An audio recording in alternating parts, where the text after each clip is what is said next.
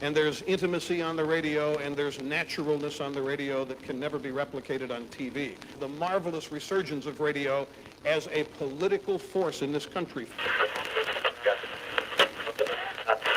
News-related radio programming is evolving. There's a huge hole in our dialogue that can be filled by the synthesis of traditional radio and the freedom that comes from a live podcast. You're about to experience Cowboy State Politics live. Here we go.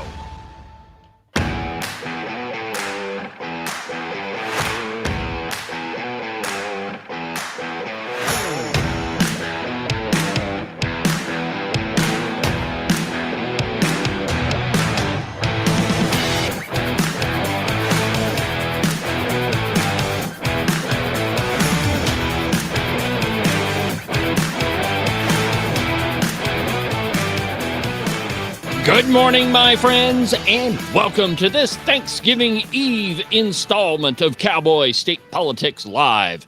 From very high above all the puerile and vacuous forms of Wyoming mainstream media, this is Cowboy State Politics. I, of course, am your illustrious host, David Iverson, firmly ensconced behind the silver Cowboy State Politics microphone and broadcasting to you from the base of the Bighorns at the Cowboy State Politics Studio in Sheridan, Wyoming. Good morning, my friends, and welcome to this Thanksgiving Eve installment of the program. There are just certain programs that I love to do each and every year. And I'm a bit of a sentimental guy, if you hadn't noticed already. And certainly the lovely Christine gets on my case all the time, because I get sentimental about everything. And there's just something about the holidays that, with family, and it just makes me all the more sentimental, which is why I really enjoy the series of programs that I put together every year for you. And, well, it's for me, too, because I really enjoy doing them. On Thanksgiving Eve, I always do the real story of Thanksgiving. And this is a throwback to the great Maharishi. Every program right before Thanksgiving, he would tell you the real story of Thanksgiving. So we're going to take it straight from him on today's program. And then I've got some other items just in the news, just different things that we're going to talk about. And I'm going to open up the phone lines for the entire program today. If you want to be part of the program, the phone number is 307-374-8989. That's 307-374-8989. And we'll treat it just like we do Open Line Friday, except this will be Open Line Thanksgiving Eve Wednesday. Before we get there, though, a bit of housekeeping that we have to do. If you're listening on the Independence Network, you have no doubt figured out that we are making a few changes. So I'll ask you just to pardon our dust. It might be a little rough going forward, but we'll get it all ironed out pretty quick. There's going to be some programming changes. There are some changes with personnel. And I wasn't going to announce this until the deal was actually done. But since Joey Correnti has already announced it, we'll go ahead and do the same here. Joey Correnti is no longer part of the Independence Network. He's gone off to do his own thing, gone solo, as the kids on the street say. So we wish him the best of luck in his new endeavor and wherever that road may take him. So good luck, Joey. As it relates to the Independence Network, it's not going away, and we're just going to have some programming changes. And, nothing's going to change with Cowboy State Politics, except, of course, I might start doing 2 hours. I don't know if I can pull that off, but we might start doing that. Who knows? Originally, when the Independence Network started, I did have a 2-hour program, and I actually enjoyed it. It gives you enough time to kind of spread your wings out a little bit, spread everything out on the desk, and really get into a few things. So down the road, I might do that. But for now, Cowboy State Politics is going to stay the same, and you'll just hear some different programming, and probably a little bit more music than at other times. But just stick with us, and we'll get back on schedule, and everything will smooth out in the end. On today's program, like I said, we'll do Open Line Wednesday, Open Line Thanksgiving Eve. We're going to do a little bit of news.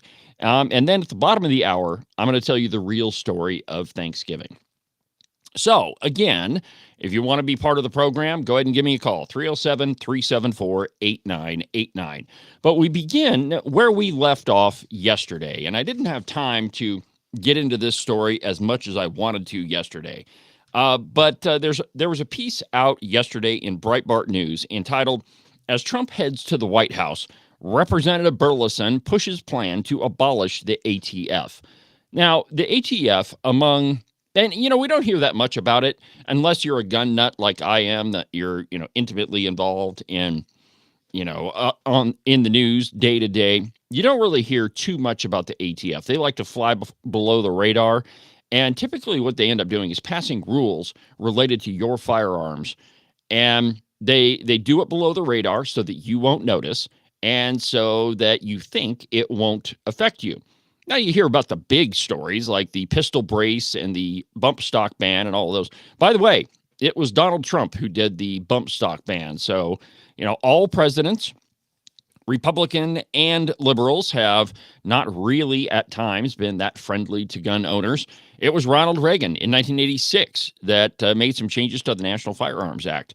So even though they're a Republican, it doesn't necessarily mean that they're always on the side of gun owners. And as it relates to the ATF, they have a long history of abuse of the Constitution. Of course, the big ones like Ruby Ridge and Waco, Texas. Ruby Ridge, man, they killed Randy Weaver's entire family, including his dog, and it was all for a crime that they set him up to commit.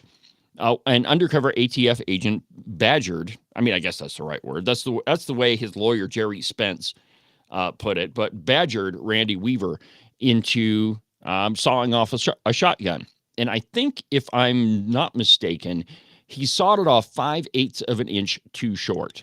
And for that, they killed his entire family and his dog. And he ended up winning that case against the ATF. Jerry Spence was his attorney. And Spence didn't have to call a single witness to win that case. Then there was Waco, Texas. And the media played that out to be that, there's this dangerous religious cult. Well, last time I checked, the reason why we had Puritans that came to America is for religious freedom. And the ATF said that there was some firearms violation. And to do that, they burned down the entire compound, killing a bunch of people. I can't remember the total number of people that died, but it was a lot. Well, anyway, Representative Burleson has plans to abolish the ATF. And let me just read through this. I went over this at the end of yesterday's program, but let's just do a quick recap here. With President-elect Donald Trump heading to the White House and Congress under Republican control, Representative Eric Burleson is pushing ahead with plans to abolish the Bureau of Alcohol, Tobacco, Firearms, and Explosives, commonly known as ATF. He said, quote, "For several decades, they've been a disaster agency, which has been violating the Second Amendment.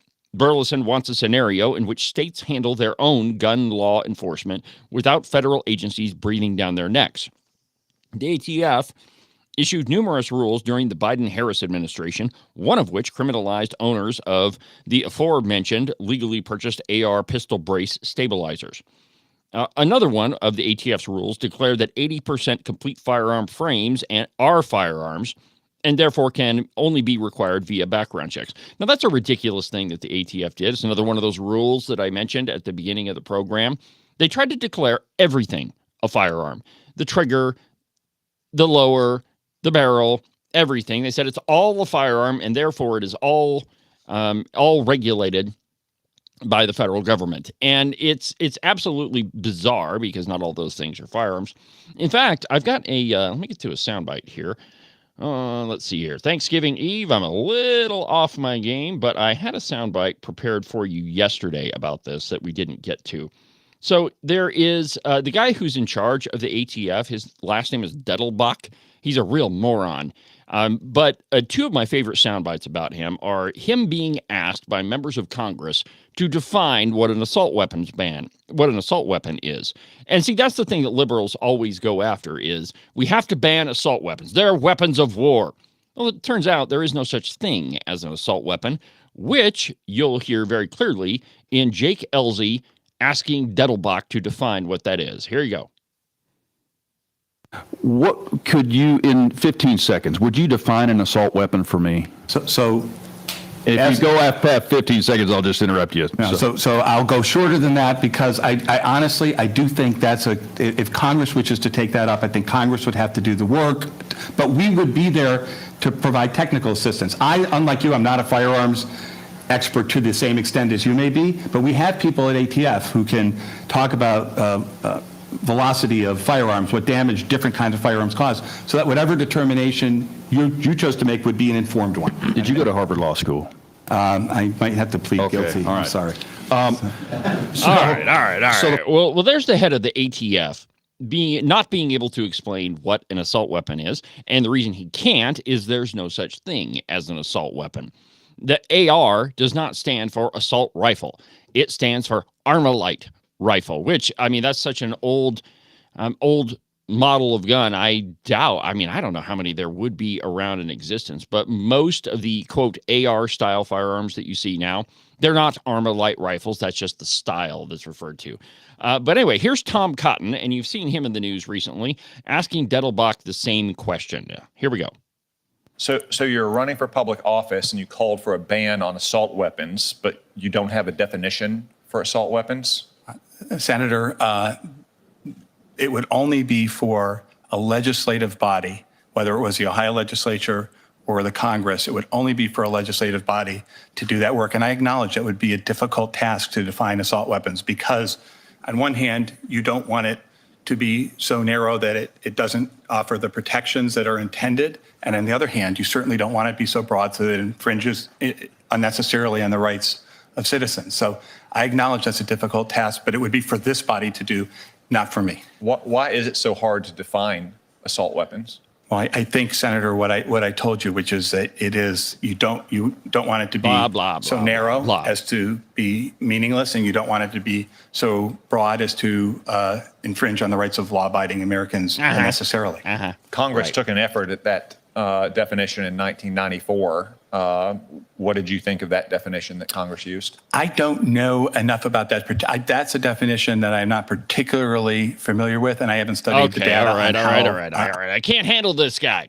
See, Dettelbach is another one of these liberals that can't define anything, or rather, won't define anything. It's what liberals do. If there is no precise definition of what they're talking about, then they can regulate everything. And that is exactly what they were trying to do with firearms, specifically through the alcohol, tobacco, and firearms. There's a great book, and it's actually a novel/history book, but it's called Unintended Consequences. The book itself is about 900 pages long. It's gigantic. Well, the first 700 pages of it goes down pretty much the entire sordid history of alcohol, tobacco, and firearms. And there are so many. The most recent, one of the most recent incidents they were involved in, and I can't remember all the specific details of it, but there was a guy who was basically trading firearms. It was his hobby. He's building his own firearm collection. He traded a lot of them. Well, ATF decided that he was a firearms dealer, which was not the case at all. Well, they raided his house and shot him in the head. And what happened is it was late at night, or I mean, the guy was in bed when they busted into his house. He's upstairs asleep with his wife. He hears something, grabs his gun, goes down the stairs, and he sees these armed men in his house. And I mean, they didn't announce themselves, and there wasn't any, on their chest. It didn't say police. It didn't say ATF. I mean, it was just armed men. And so he didn't even shoot at them. He shot a warning shot into the floor, and the ATF killed him. They shot him in the head for no reason other than they didn't like that he was trading firearms. So alcohol, tobacco, and firearms, they have a long history of abusing the Second Amendment and abusing the Constitution. And so, I mean, I'm all in favor of Burleson getting rid of ATF. I think that it's an agency that has absolutely outgrown its usefulness. And it's an agency, frankly, that has grown so large that it's outside of any sort of control that Congress has. I mean, they are the epitome of the bureaucratic behemoth in the American government. So anyway, there's been lawsuits filed by Gun Owners of America, the Firearms Policy Coalition, and the Second Amendment Foundation. and they have rendered many of these and other ATF rules unenforceable. And it's referring to the bump stock ban or the pistol brace ban. Unenforceable or otherwise moot. Legal action on some of the rules continues, and Representative Burleson wants an America in which lawsuits would not be necessary because the ATF would not exist. And I think that's excellent. And I think we ought to go there. Next piece up, and again, it's been a while since we've had a Things That Go Boom segment, but there's a poll out from Gallup. And it's that gun, and the result of the poll was that gun ownership is higher among Republican women than Democrat men. Now, you would always expect that Republicans would have a higher percentage of gun ownership than any of the Democrats. But it's fascinating because the Democrats, including Kamala Harris and Tim Walz, their big thing during the election was, well, we're gun owners. We don't want to take away all guns. All the while, Tim Walz couldn't figure out how to load his shotgun, which, by the way, that's about the easiest thing to load there is. I mean, just shell goes in the bottom, or if it's a break action, just goes down the barrel, you close it, and boom, good to go. But anyway, gun ownership is higher among Republican women than Democrat men. From Breitbart, and I quote, "The number of Republican women who own guns has jumped from just under 1 in 5 to more than 3 out of 10. Gallup divided decades of survey results into 6-year groups and found that whereas 19% of Republican women owned guns from 2007 to 2012, now 33% of Republican women do. This means more Republican women own guns than do Democrat men, only 29% of whom own a weapon. Gun ownership among independent men shows a 5 percentage slide down to 39%. On the other hand, 6 out of 10 Republican men own guns, making them the dominant political demographic among gun owners. When viewed outside of political identification, 43% of all men and 20% of all women are, quote, likely to own guns.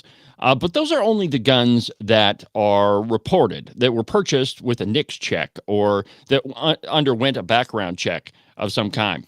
The vast majority, I shouldn't say the vast majority, but a large majority of firearms in the United States were handed down through families. Son or father gives a son a hunting rifle or a .22, or they're passed between families, handed down when somebody dies. So there's a tremendous amount of firearms that aren't even listed.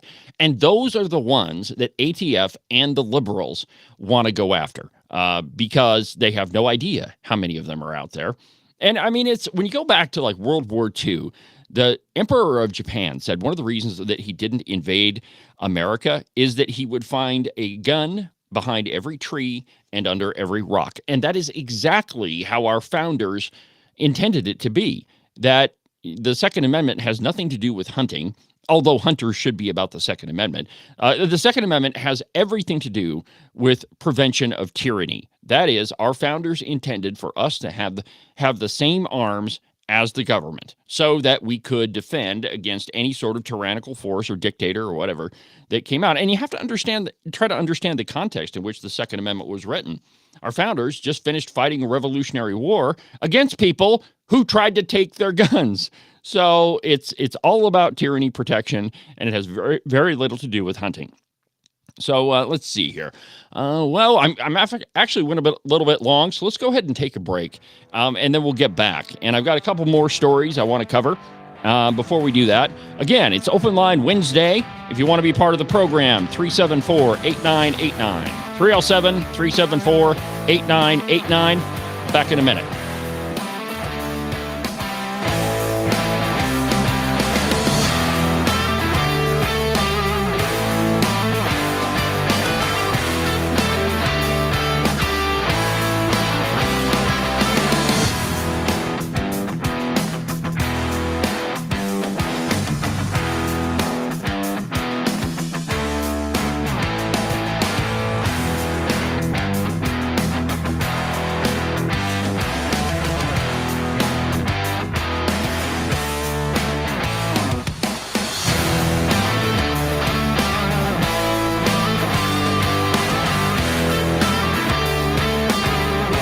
You are listening to Cowboy State Politics Live on the Independence Network. You're not going to find a selection of better news entertainment and commentary than right here on the Independence Network. With great voices like Joey Carenti from Just Blame Joey, Ken Pendergraft from The Ramble-Roon, Tom Kelly from Wide Right Turn, and the lovely Christine from The Hair Affair. And of course, my program, Cowboy State Politics, Wyoming's most listened to political program. Also, don't forget to check out the articles section at the website, independencenetwork.us. It's loaded with op-eds, commentary, and news from all around the Cowboy State. You can listen to the Cowboy State Politics podcast anywhere that you get your podcasts. iHeartRadio, iTunes, TuneIn, really any of them will work. But the easiest place is just to go to the website, cowboystatepolitics.com. There you can find all of the shows, as well as any of the articles that I might bring up during the course of a program. That way, if your name is Joe Biden and you can't remember if you had your pudding today, well, I probably can't help you with that, but I can definitely tell you why you should have never ran for president. And now, back to our program.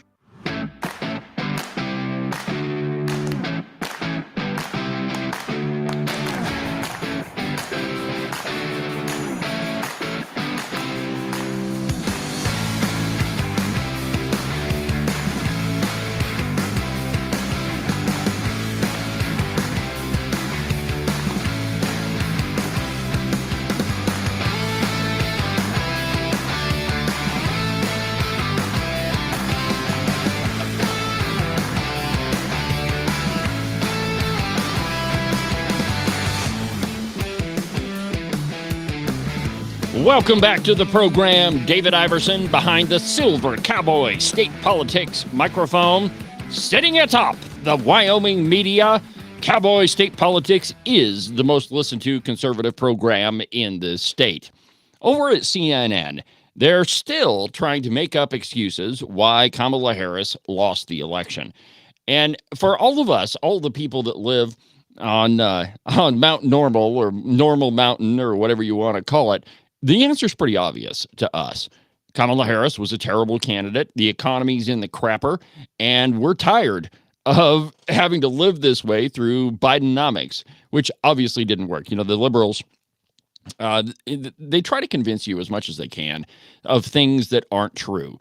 And so Kamala Harris, of course, she's going to make up all the excuses in the world, just like Hillary Clinton did after she lost to Donald Trump.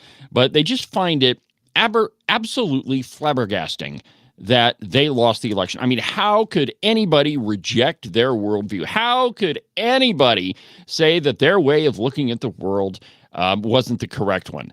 So here is a disgusting display from Kamala Harris. Oh, wait, got to go back to the sound bites. Well, she put out a video, and I think it went out yesterday, and she's telling her supporters, you have the same power that you had yesterday. You do. And in reality, she absolutely said nothing. But here, take a listen to this. I just have to remind you, don't you ever let anybody take your power from you. Yeah, don't let anybody. You have the same power. The same power. That you did before November 5th. Yeah. And you have the same purpose that you did. Yep, destroy the country. And you have the same ability to engage and inspire. Yeah. You just didn't cheat enough. Don't ever let anybody or any circumstance take your power from you. Don't let anybody. Yeah. How ridiculous is that? Now, I expect, well, I should qualify that. I don't really expect that Kamala Harris is going to go on the excuse tour like Hillary Clinton did, but I think that you're going to continue to see things like this. And this came out, and it's a little disjointed because we're going to go from Kamala Harris to CNN. But on CNN, if you remember the night of the election, Scott Jennings, he's the one that pegged it. And I played that soundbite for you, and I tried to find it this morning, and I couldn't find it. But he was the one that said, hey, look, you lost the election because the economy's in the crapper, and people don't believe you. And, of course, he was chided on CNN. Well, yesterday, he was on with an ESPN's Carrie Champion, and they're discussing whether the platform X was being a mostly balanced network or the most balanced network. And it's kind of a long clip, but we'll listen to part of it here. Here's the first part of it. So, Carrie, I want to ask you about this idea of media takeover, because after Elon Musk purchased Twitter, changed it into X. There's no doubt that he exercised some power there. So how do you hear this even in jest kind of purchase of a cable network? Good to be with you tonight. Good to be with you as well. Thanks for having me. Oh, thank you. I think that we should believe everything that is said coming from this administration. I don't think that we have the luxury to dismiss it as him being someone who's being funny or someone who is just being himself or that is his brand. X, and you said in some ways, always. I feel like X, I don't know if anyone is on it in any capacity. I don't know if you're on it.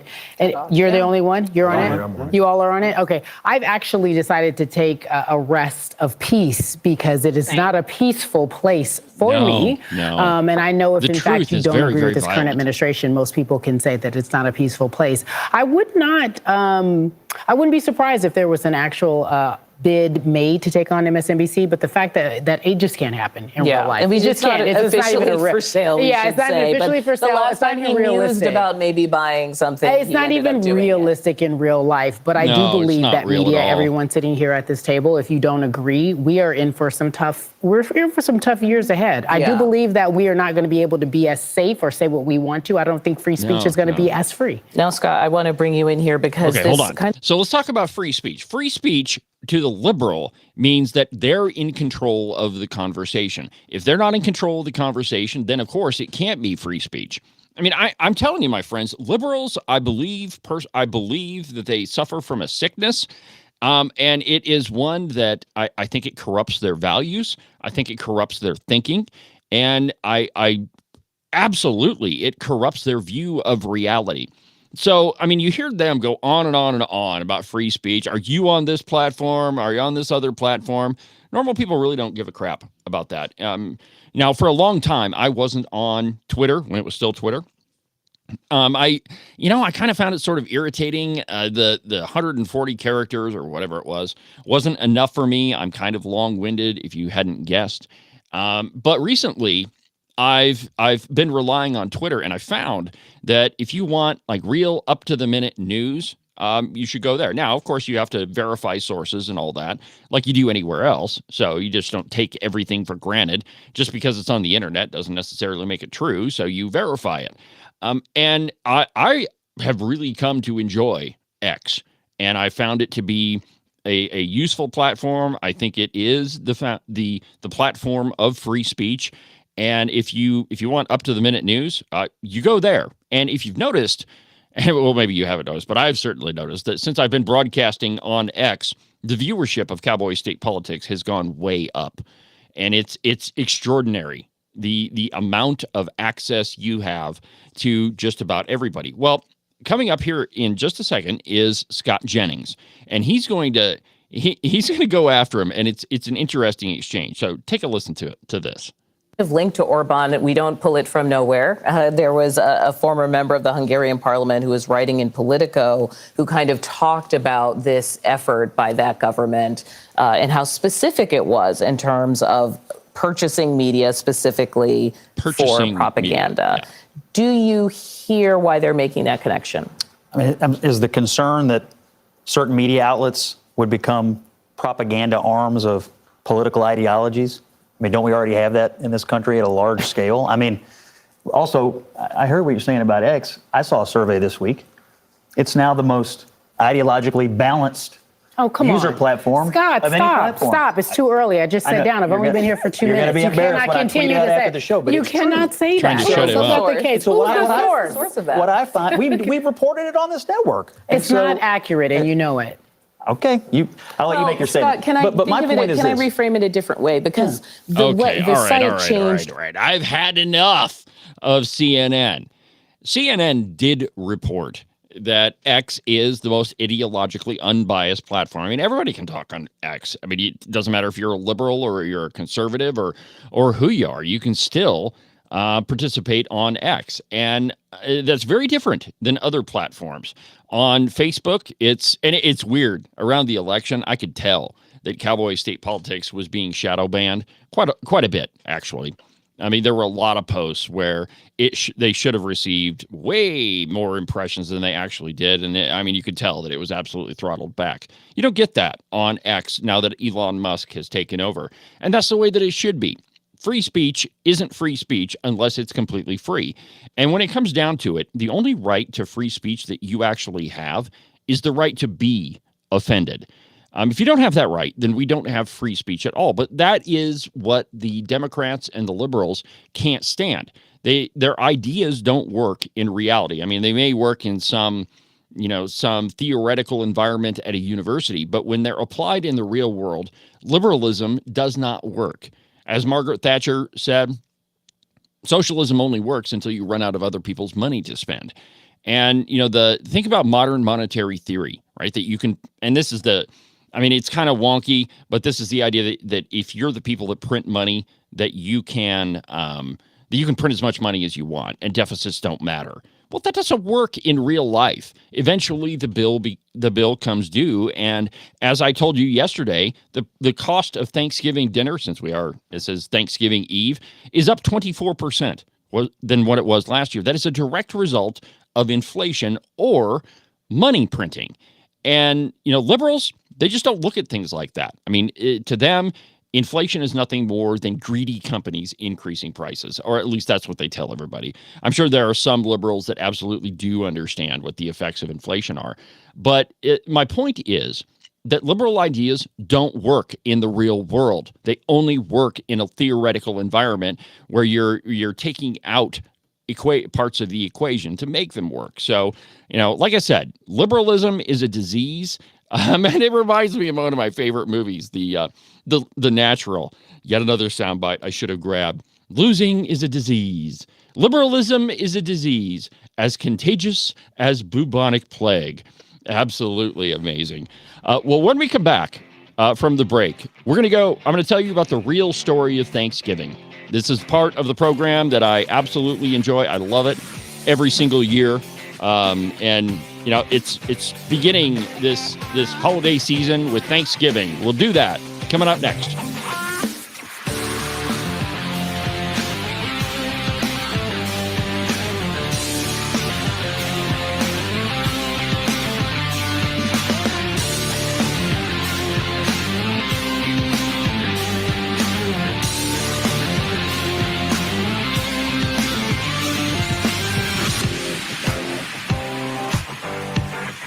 You can listen to Cowboy State Politics live every Monday through Friday at 10 a.m. on the Independence Network.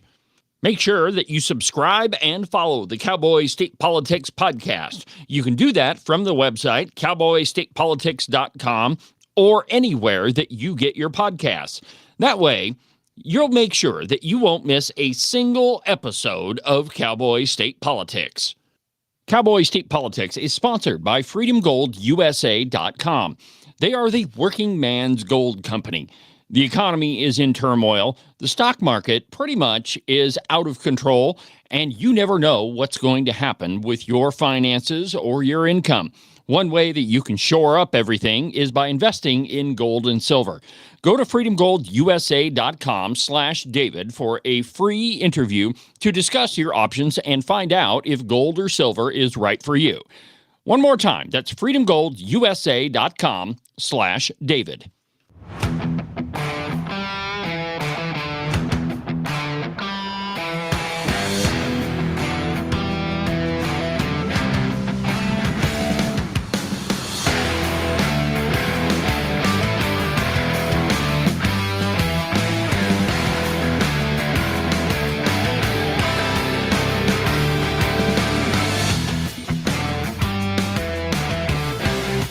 Welcome back to the program, Cowboy State Politics Live on the Independence Network, on YouTube, on Facebook, on X, on Rumble, almost omnipresent, the most powerful voice in Wyoming conservative media. And there isn't a lot of conservative media in Wyoming, and Cowboy State Politics being the most listened to political program out there, I guess we really are on the top of the heap. Documented to be almost always right 89% of the time. So, my friends, liberalism is a disease. And the reason I say that is it takes no great courage whatsoever. You don't have to have courage at all. You don't have to be brave. You don't have to fight the establishment. The only thing you have to do is say yes. Yes to more government spending. The government ought to pay for people's medical bills. Yes. The government should pay for people's child care. Well, yes, of course. The government ought to mandate that you get a job. Yes. Yes, yes, yes, yes, yes. Now, I think that there are two types of liberals. There are the knee-jerk liberals that are just either uneducated or they're just completely lazy, and they don't really want to look into anything and find out how our country works. And so when something sounds good, like as well, yeah, the government, they charge us taxes, they take our money. Why shouldn't they provide us health care? The government, we're taxed to death. Why shouldn't they give us free child care? And pretty soon, probably, I would say within the next couple of years, they'll reignite the whole universal basic income. Yeah, it's fancy words for saying the government should just give you a paycheck. Now, that's where kind of a lot of our problems started in COVID, that the government and our state too, Mark Gordon shut down this state and, nobody could go to work. And so the government, Donald Trump actually started this, issued stimulus checks. Everybody got a check just for existing, just for sitting at home doing nothing. Because, maybe the logic was, well, it was the government that shut down the country. So why shouldn't the government give you a check? Well, because that's money you didn't earn. And the only way that you should be paid is if you earn that money. And, well, anyway, what it created was a culture where people don't want to go to work. They work for a big company and they just don't want to go into the office. And when a new boss comes around and says, no, you really are going to come to work. You are going to come to the Monday morning meeting. You are going to dress. You are going to shave. And you are going to be at work and not in your pajamas. Then we have outrage. Well, the problem is that when you don't have incentive, there's no reason why you would work. If all men are paid for existing, then no man has to pay for his food. No man has to work. Nobody has to do anything. And that, my friends, is exactly what happened in the Plymouth colony. Now, the reason I started this conversation about, liberalism being a disease and that liberal ideas don't work, it's because there's been this outright effort to change our history. Now, Michelle Obama famously said this. And Barack knows that we are going to have to make sacrifices. We are going to have to change our conversation. We're going to have to change our traditions, our history. We're going to have to move into a different place as a nation to provide the kind of future that we all want desperately. We're going to have to change. Oh, enough of that. Stop. We're going to have to change our traditions and change our history. The reason why is because our history shows that liberalism doesn't work. And, our school children are taught all along that the poor pilgrims, they showed up here and it was the Indians that saved them. And if it wasn't for the Indians, then they would have died. And Thanksgiving is just a time when the Indians gave thanks to the Indians that the pilgrims gave thanks to the Indians that helped them. Well, that's only part of the story. The real story of Thanksgiving is one that begins in 1620 when the Mayflower set sail. And there were 102 people on that ship. The voyage, it was no pleasure cruise, my friends, from Holland. By the way, they weren't in England. They were in Holland. The Pilgrims fled England, went to Holland, didn't like what they found there. And so they then set off for the New World. And it was no pleasure cruise. Just about half of everybody on that ship died on the way to North America. The journey to the New World was long, and it was an arduous one. And when the Pilgrims landed in New England, they found, according to William Bradford's journal, which, by the way, if you've never read that, you need to go back and read parts of it. If I have time, I'm going to read an excerpt from William Bradford's journal. It explains how terrible the environment was here. In fact, Bradford said that there was no inns to greet us. There was no...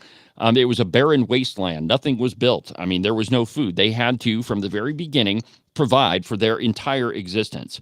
And the sacrifice they had made for freedom was just the beginning. During the first winter, half the Pilgrims, including William Bradford's wife, died. Half of them died of starvation or exposure. They didn't have any place where they could, rent a room and warm up for the night. Nope, there was nothing there. This is important to understand because this is where modern American history lessons often end. Thanksgiving is actually explained in some textbooks as a holiday for which the pilgrims gave thanks to the Indians for saving their lives, rather than as a devout expression of gratitude, grounded in the tradition of both the Old and the New Testaments. See, the Mayflower Compact, and this is important to understand. Children are taught about the Mayflower Compact, where everybody on the Mayflower decided this is the way that we're going to live, and we're going to have rules and we're going to have laws. But what they don't tell you is the details in the compact. You see, the people that had paid for the voyage to the New World had mandated a set of rules or laws. And that was when they got to the New World, a common store was going to be set up. And each one of the pilgrims would have one share in the common store. So whatever goods were produced would go into the common store, and then you just go get whatever you want. Well, what happened is that some of the most industrious of the pilgrims found out that they didn't have to work as hard. And so they didn't. They would just go to the common store, get what they wanted. And eventually, the common store ended up dwindling. When you don't have to work for your food, when you're paid for existing, there's no incentive for you to work harder. And that was very much what happened in Plymouth. So here's the part that is usually omitted. All of the land they cleared and the houses they built belonged to the community as well. William Bradford, who had become the new governor of the colony after the first one died, a lot of people were dying because, exposure and, it was a real terrible place. Cape Cod was not all that hospitable.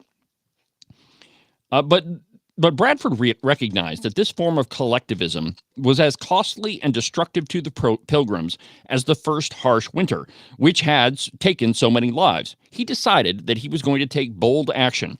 Bradford assigned a plot of land to each family to work and manage, thus turning loose the power of the free marketplace.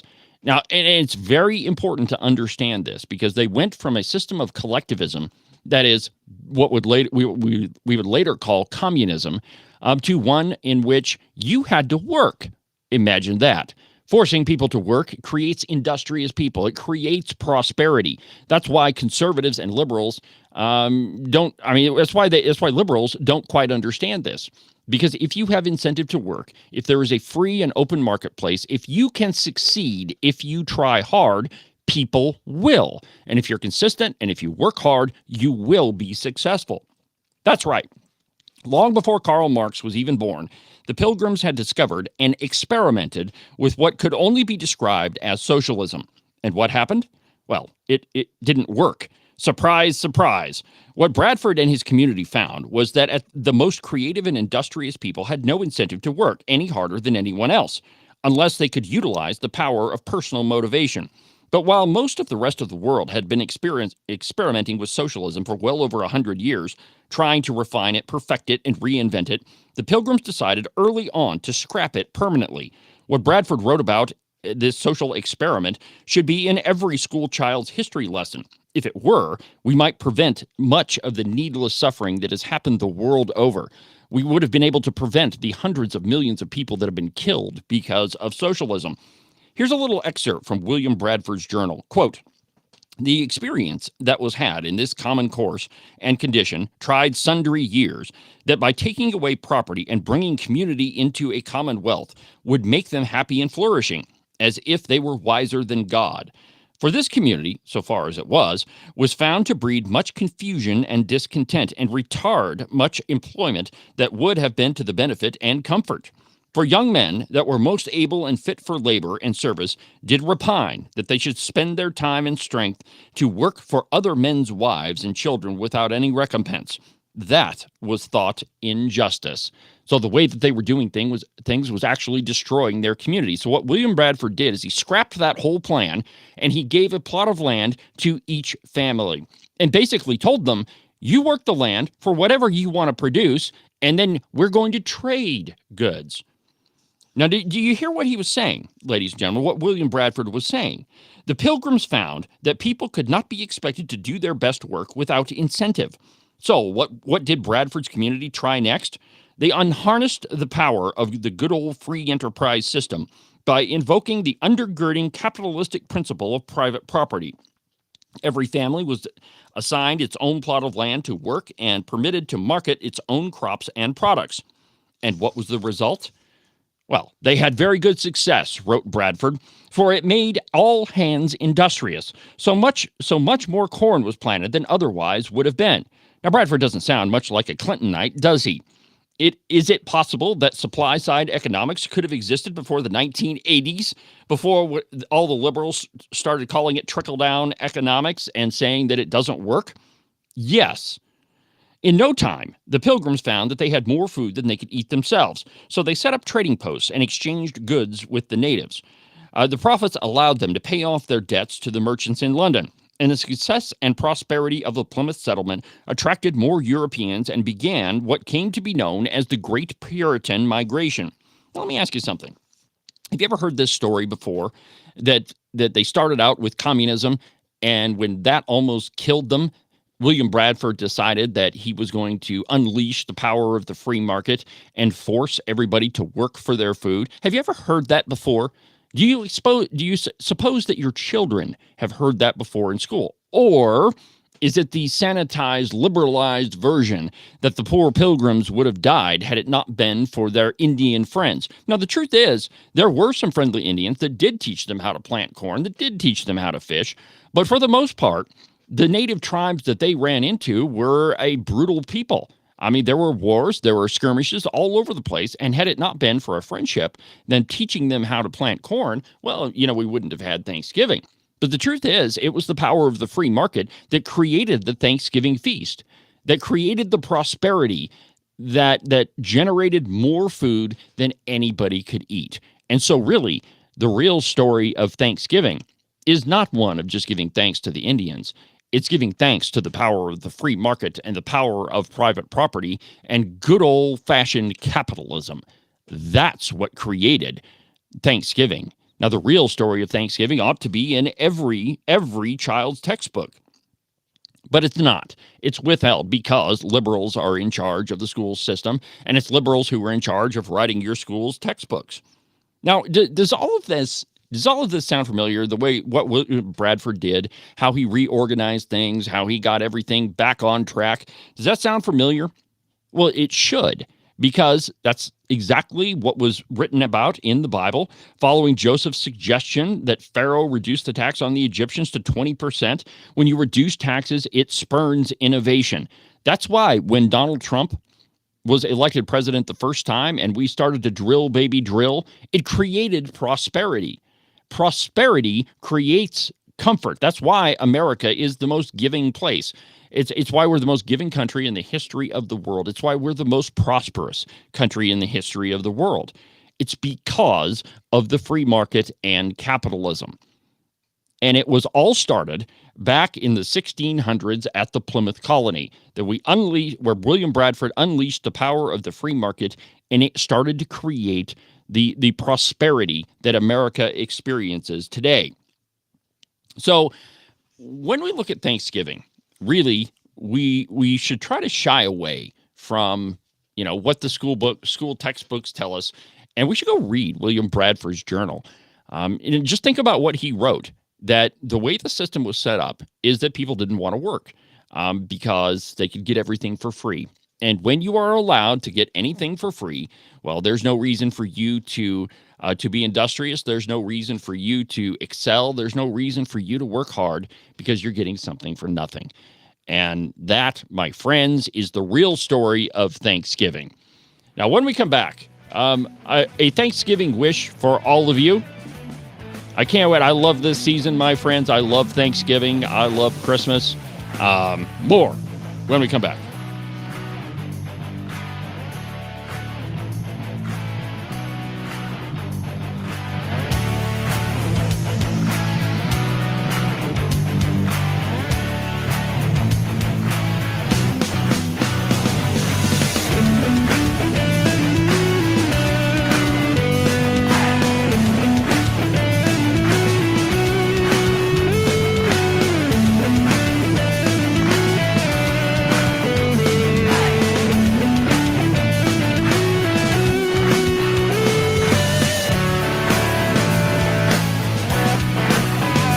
I don't know if you've noticed this or not, but it's hunting season. And one thing that you can be absolutely certain of is while you're tromping around in the boonies, at some point it's going to snow. A lot. And you definitely want to make sure that you keep your feet nice and toasty warm. The best way that you can do that is to order a pair of socks from the Buffalo Wool Company. They are the warmest socks that I've ever put on my feet. To get you a pair, go to their website, thebuffalowoolco.com. Trust me, you won't be disappointed. Wyoming is one of the most sought-after places to live. There's a lot of people that want to move to our great state. And if you're thinking about selling your house to one of them, you need a real estate agent that you can trust. That agent is Rebecca Bextel at Compass Real Estate. She's lived in Jackson for almost 20 years and has her fingers on the pulse of the real estate market. Last year, she sold almost $25 million worth of property. So if you're thinking of buying or selling, give Rebecca a call. Her phone number is 307-699-3519. I've never felt the freedom like I do. I feel stronger every day, don't you? Well, I can show you how. A new day, a new way. Watch out, I'm only gonna get stronger. A new day, a new way. Watch out, I'm only gonna get stronger. A new day, a new way. Watch out, I'm only gonna get stronger. A new day, a new way. Watch out, I'm only gonna get stronger. I've never felt the freedom like I do. I feel stronger every day. I'm only gonna get stronger. Watch out! Cowboy state politics is only going to continue to expand. The Independence Network is only going to continue to get stronger. From every county in this state to every state in this country, it's Cowboy State Politics. Welcome back to the program, my friends. David Iverson on this Thanksgiving Eve behind the silver Cowboy State Politics microphone. You know, looking back over politics and the story that I just read you, it's amazing the split that happens in America. You have one whole group of people that believe basically in socialism, a system that always fails, that has never worked in the history of the world, no matter how hard people try to make it work, how they redefine it, how they call it democratic socialism, how they try to say, oh no, it's best if we all work together and we come together in some sort of commune. That sort of thinking has never worked in the history of the world. What does work is free market capitalism, freedom, democracy, our republic. And by the way, there is a difference between our republic and democracy. Our founders knew that in order for us to succeed, we had to be a profoundly religious and educated populace. And the reason why I started the whole Thanksgiving segment with the idea that liberalism is a symptom of being absolutely, well, I mean, it's a disease, but it's also a symptom of being completely uneducated, is you have two groups of people in this state, in this country, really. One of which who believes in socialism and getting something for nothing and just taxing the bejesus out of you and providing for everybody else. And then we have the other side of the equation, people who are Republicans and conservatives and realize that all of this prosperity that we all experience each and every day is a product of the free market, that it is a product of the industriousness of America, that each and every person can succeed. Everybody has the equal opportunities to succeed. All you have to do is apply yourself and be consistent and work hard, and you will be successful. Now, there's no guarantee of how successful you will be. Nobody has said that everybody will be a millionaire or a billionaire or Elon Musk or Bill Gates, but rather that you will succeed. The measure of your success will be equal to the amount of hard work and the skills that you have and the effort that you put into it. The truth is that America is prosperous because America is good. And there are a lot of liberals who try to distort our history and specifically around Thanksgiving, that it was the evil pilgrims that they subjugated all the Native Americans that were here, and it was just really terrible. You have people at the New York Times with the 1619 Project saying that this country was founded on slavery. None of that is true. None of that is true, my friends. The history of this country is one of Judeo-Christian values and of hard work. And the system that William Bradford set up is the one that is laid out in the Bible. And it is the one that, in all of the philosophers laid down, that if you have a free and democratic republic, that the country will prosper. And that's exactly what happened in Plymouth. And so this Thanksgiving, I want you to sit back, and I want you to be very, very thankful for everything that you have. The truth is, even the poorest among us, the people in this country who we would say that, they don't have a dime to their name, they're still more wealthy than the vast majority of people on the planet. You're still blessed beyond all measure. And so this Thanksgiving, I want you to get together with your family. I want you to give thanks for the things that you have. And I want you to take stock in all of the blessings that we've been given as a country and that you've been given as an American. Take stock in what you've been given. What, we all had the pleasure to live in, or the gift rather, to live in a country as amazingly prosperous as the United States. We have a constitution that guarantees us rights. And again, if you work hard in this country, you will be successful. We should all give thanks for that. I want you to be thankful for your family. I've read articles all week long how not to talk politics at the dinner table. Well, the truth is, I don't have a lot of relatives that see things differently than I do.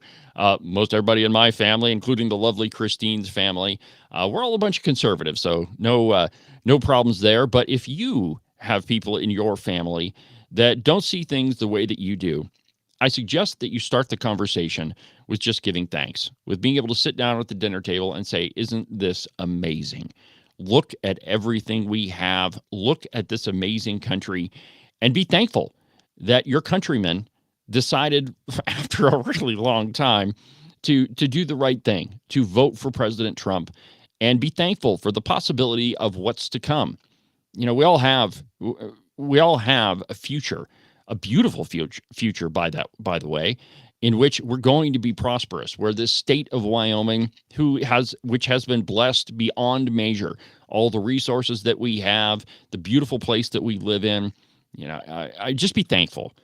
And I want to tell you something, and I feel that, and maybe this sounds like I'm repeating myself, but all the time I feel that I don't tell you enough how thankful I am for this audience.